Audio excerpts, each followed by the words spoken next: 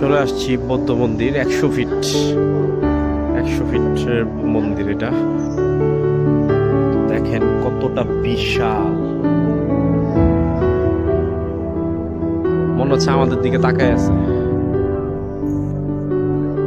এখানে নিচে আবার হচ্ছে এই যে লেখা আছে হাত দেওয়া যাবে না, ধরা যাবে না।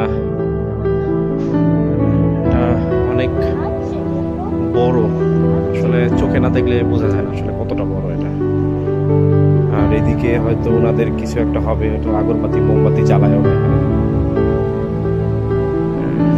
এটা স্বর্ণের কালার করা আর কি। আর চারপাশটা অনেক ঠান্ডা, চুপচাপ, সুন্দর। আশেপাশে খুব সুন্দর গাছ আছে, এগুলো হচ্ছে ওরা মনে হয় এটা প্ল্যান করেই লাগানো হয়েছে গাছগুলো।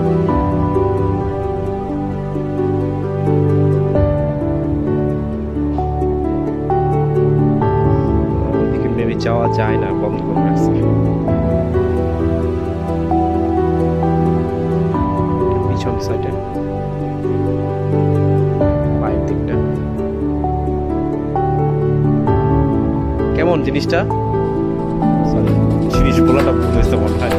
কেমন মন্দিরটা, মূর্তিটা। আসলে আমরা তো মুসলিম, আমরা নর্মালি কিন্তু কোনো মূর্তি বা মন্দিরে বিশ্বাস করি না।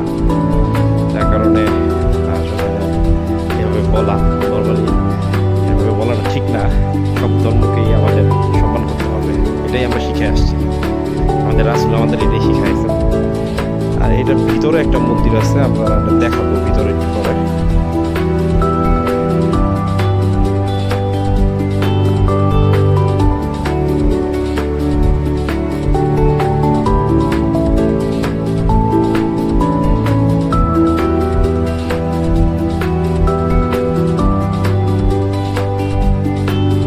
এখানে টুরিস্টরা খুব একটা আসে না, কম।